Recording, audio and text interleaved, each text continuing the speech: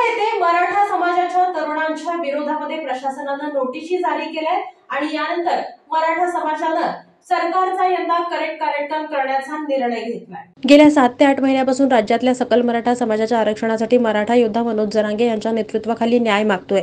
परंतु हे सरकार न्याय न देता मराठा समाजाच्या तरुणांना कायदा आणि सुव्यवस्थेचा प्रश्न निर्माण केला म्हणूनच गुन्हेगार ठरवतोय।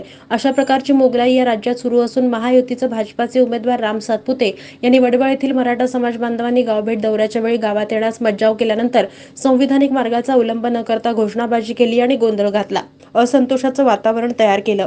हे कृत्य सार्वजनिक शांतता आणि सुव्यवस्था भंग करणारे आहे। त्यामुळे मराठा समाजाचे आक्रमक आंदोलक मनोज मोरे, राहुल चव्हाण, दत्ता आदमणे, शाहीर पवार, तात्या चव्हाण, किसन पवार, नानासाहेब नरके यांच्यावर या सरकारनं षडयंत्र रचून त्यांना गुन्हेगार घोषित करण्याचा डाव आखला। त्यामुळे पुन्हा एकदा राज्यातल्या तमाम मराठा समाज बांधवांना आणि नागरिकांना जाहीरपणे सांगण्यात येते की या सरकारची मस्ती उतरवण्यासाठी तमाम मराठा समाजानं या राम सातपुते यांचा करेक्ट कार्यक्रम करण्यासाठी प्रचंड मतांनी त्यांना पाडण्यासाठी आपली ताकद लावावी आणि मराठा समाजावर गुन्हे दाखल करणाऱ्या सरकारचा जाहीर निषेध यावेळी सकल मराठा समाजाच्या वतीनं करण्यात आलेला आहे।